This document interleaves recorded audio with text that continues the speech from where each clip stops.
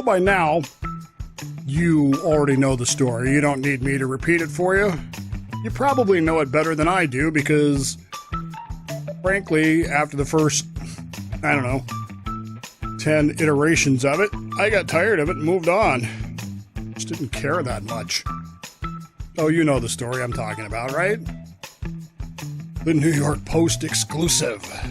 Biden secret emails. Hunter Biden laptops left at a store.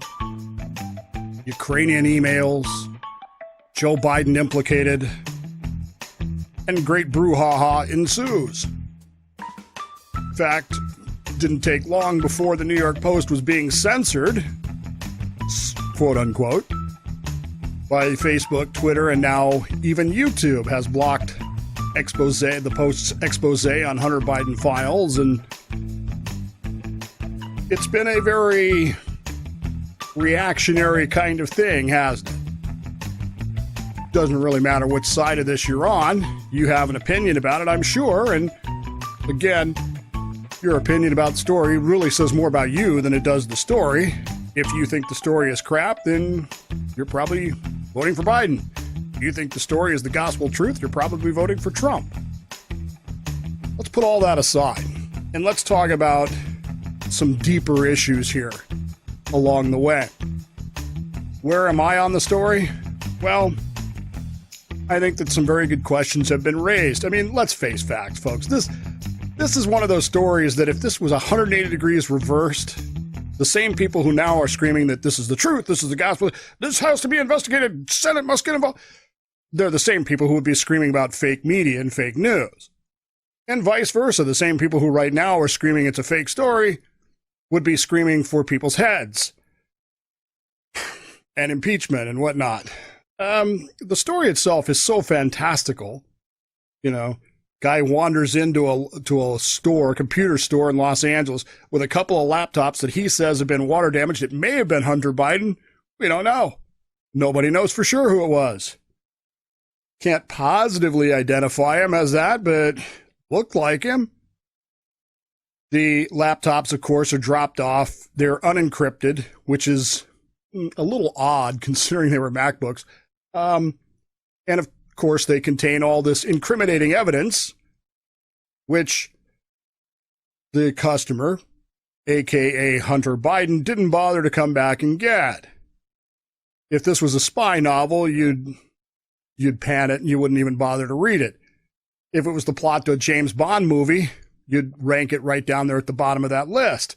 It feels implausible, but at the same time, I also know that when it comes to security, people are stupid. They do stupid things. It's a fact. It's the first rule of security is that only people you trust can hurt you. And Hunter Biden would clearly trust himself. Is he that dumb? Certainly possible. Is it likely? I have no idea, folks, and reality is neither do you. Our reaction to the story becomes more about what we want it to be than anything else. Maybe it's true. Maybe it's not. But instead of waiting to find out, crap starts happening. For example, Facebook and social media, Facebook and Twitter, put out, Andy Stone put out his now famous tweet yesterday. While I will not intentionally leak to the New York Post, I want to be clear that this story is eligible to be fact-checked by Facebook's third-party fact-checking partners. In the meantime, we are reducing its distribution on our platform. By the way, what he was talking about is apparently Facebook has we've talked about it, they have these fact-checking companies, and they are committed to helping to protect the 2020 U.S. elections. And a story like this certainly could impact the elections, and so Twitter, Facebook reacted by saying they were going to limit this thing and say, no, you can't share that story, you can't post that story because it may not be true. Just let it settle for just a moment. It might not be true, so I'm not going to let everybody see it yet. Post a story about flat Earth and see what happens. Does that get limited? Does that, And that, of course, raises the ire of conservatives who have reacted with great anger and accusation that Twitter, Facebook, and now YouTube are acting as Biden's bodyguards. You can't post that. No, you are banned. With the story, and of course, there's Joe Biden in the middle of the cartoon saying, look, make sure Russia doesn't interfere with my election. And he's handing out money to folks. This is pretty typical. Most conservatives are reacting as if this was somehow or another vicious censorship. And maybe it is, maybe it ain't. We still don't know, do we? Ted Cruz, the senator from Texas, sent his now famous letter, which of course he also put out on Twitter because that's what you do these days. I didn't print the whole letter out for you because again, a lot of it's just fluff. But there were some things that I noted here in this letter. He wants the following information immediately to the subcommittee on the Constitution, which was literally the first thing I noticed. Why in God's name do we have a subcommittee in the Senate, a Senate subcommittee on the Constitution? Hello? A subcommittee? Shouldn't we have a full committee? Why do we even have a committee on the Constitution? Everything they do is supposed to be about the Constitution. But instead, we have a subcommittee, which strikes me as being, I'm just going to say it, political in nature because of its makeup. But he wants the following information. Who made the decision to prevent users from sharing the story? Well, Andy Stone did. On what basis did they make that decision? We don't know.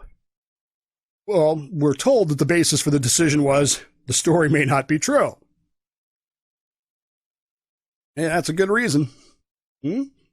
Stories that aren't true should not be shared. Can you imagine how much work Facebook would actually have to do if that were the case? Number 2, when was the New York Post made aware of Twitter's decision and what processes were afforded it to contest the censorship? Notice he uses the term censorship. Is it censorship? They limited the reach, which is ridiculous because, let's face it, Facebook's reach has been limited anyway. Unless your last name is Kardashian, you don't have much reach anyway. I can show you the numbers on my own show page that have gone ridiculous. I mean, it's almost to the point now where why bother posting anything on Facebook? Unless it's, hugely offensive or somehow or another, titillating, you're not going to get any traction with it. Number 3, has Twitter prevented the New York Times, Washington Post, or any other major news outlet from posting its own reporting? If so, when? Number 4, if Twitter did not prevent BuzzFeed from sharing its reporting on the Steele dossier or the New York Times reporting on President Trump's tax returns, please explain a politically neutral principle for why this reporting is being treated differently. And then he finishes that off with, has Twitter ever restricted a story published by a major news outlet about Donald J. Trump during his 4 years as the President of the United States?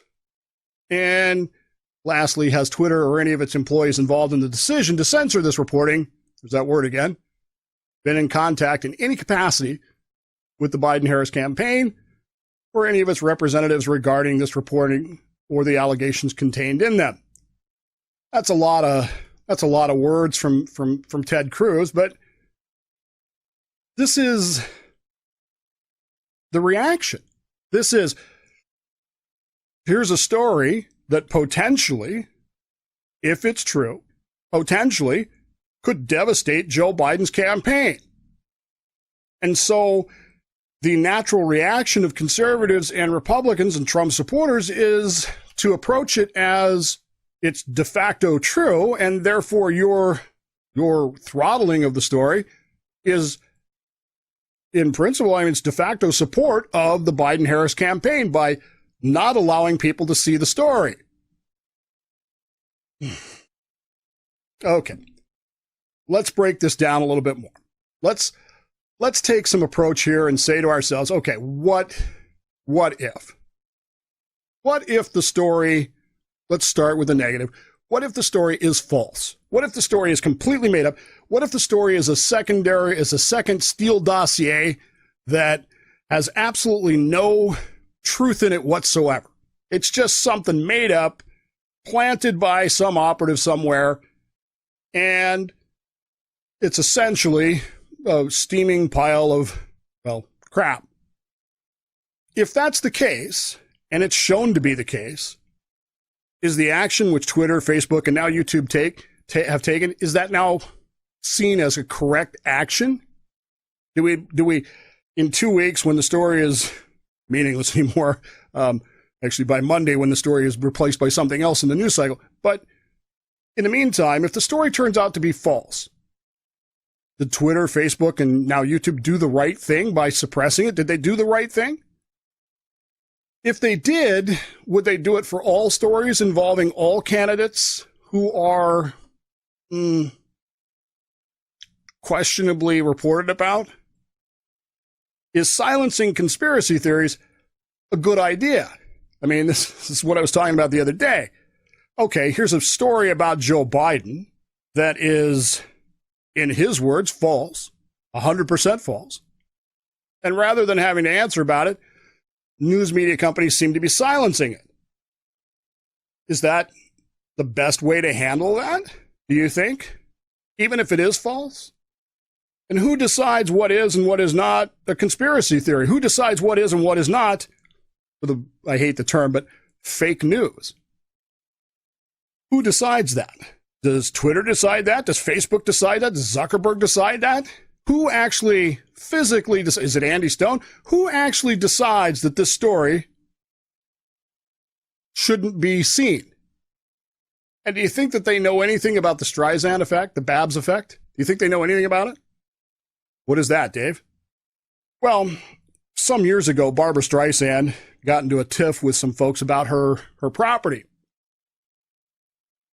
She didn't want people to see her property down in Malibu or wherever it was. And she made a big deal about it. Got in all the newspapers and got all the television stations. And all of a sudden, people who had no interest whatsoever in Barbara Streisand were showing up to see this property that she didn't want anybody to see. And it kicked off something known as the Streisand Effect, or what I refer to as the Babs Effect, a social phenomena that occurs when an attempt to hide, remove, or censor information has the unintended consequence of further publicizing that information, often via the internet. Now, the question you got to ask yourself is, has anybody at Twitter, Facebook, or YouTube ever heard of this? I mean, they should have, because this is Internet 101 right here. And if they have heard about it, by simply announcing the fact that they were suppressing this story, what did they in fact do? And what in fact has happened? Is there anybody that hasn't actually read the story? And even though you can't get it on Facebook, Twitter, or now YouTube, you can still go to the New York Post's website and get the story. Nothing's been censored there. The story is still out there. And by attracting attention to it, the media, the social media companies have in fact blown the story up. So if it's false, and they were trying to protect Joe Biden from a false accusatory news story,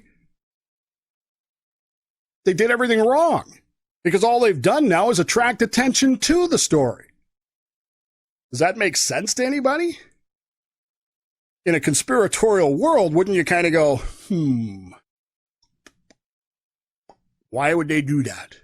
But in a world where you understand that people do stupid crap because they don't pay attention to stuff, you will know that there's a reason why they do that, which is very simply, they're stupid.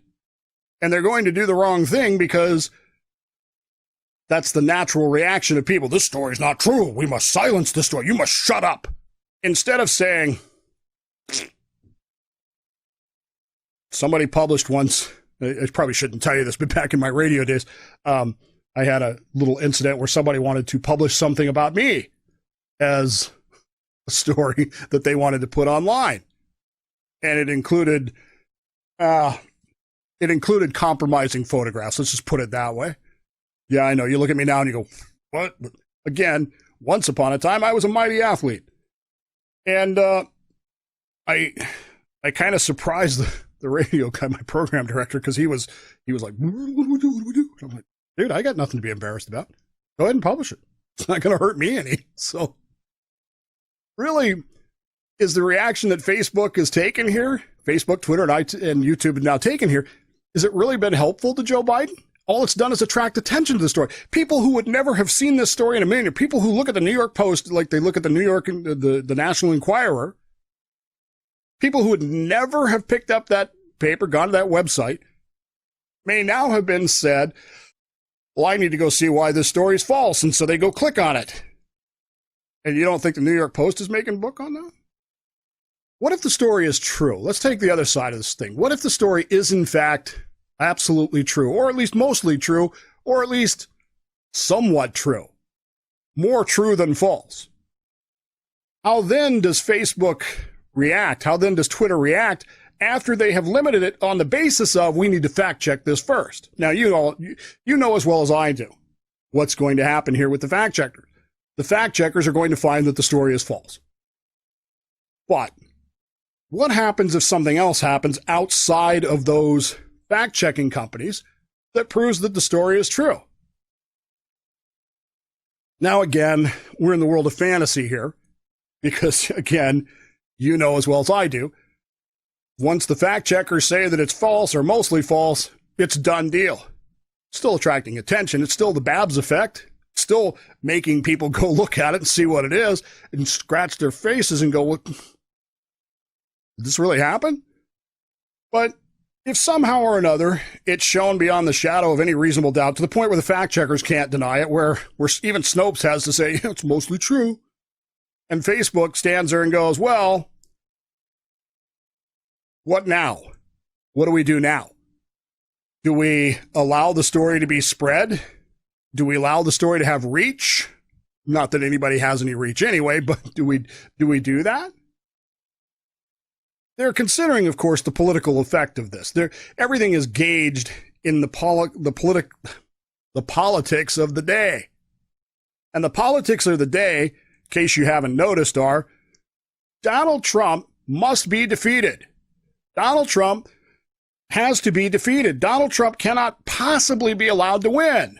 And we're told, everywhere I look, that it's not possible for Donald Trump to win. Every poll in the country says there's no chance, zero chance of Donald Trump winning the presidency. And if that's the case, why do they care about this? Because Donald Trump can't win anyway. If things are so swimmingly well for Joe Biden and his campaign, why do they care? What the sins of the father, the sins of the son reflect on the father? I don't know. I mean, if he says the story is false, and everybody's voting for Joe Biden anyway, who, by the way, is a known plagiarizer, what do we got to lose? Do the ends here justify the means, politically speaking?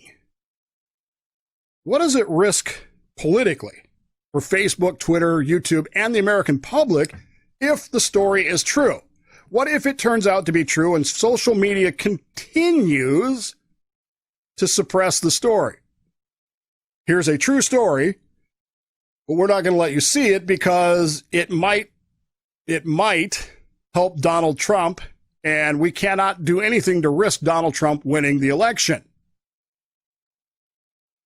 Isn't that kind of a weird position that they've found themselves in now? What are they risking if it turns out to be true and they continue to suppress it? What is Facebook risking? What is Twitter risking? And YouTube, if they continue to suppress the story and it's true, it's false, who knows? But if it's true and they continue to suppress it, what are they risking? I used to ask my students this back when I was teaching nuclear weapons. How do you win a nuclear war? Nuclear war. How do you win a nuclear war? How do you win one? Because, of course, the prevailing theory is you cannot win an atomic conflict. In fact, what is the old saying? The only way to win is not to play. That's not true. You can win an atomic war. All you have to do is redefine what it means to win. You have to rationalize the means to the ends. If winning in your book is the total destruction of your enemy at whatever cost to yourself there is, you can easily win an atomic war. In a political atomic war, if the ends that you're seeking with your means is the total destruction of Donald Trump, does it matter what it costs Facebook, Twitter, YouTube? Does it matter if conservatives are irate and say, whoa, we're mad at you because I don't really care what you say. I hear it every day. Oh, I'm not going to use Facebook no more. Yes, you are.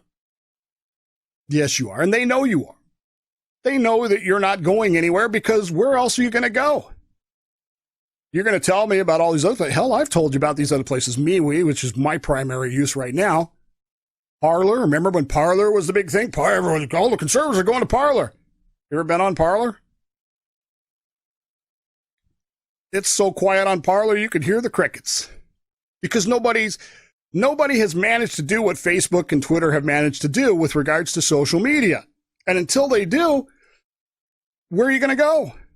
What are you going to do?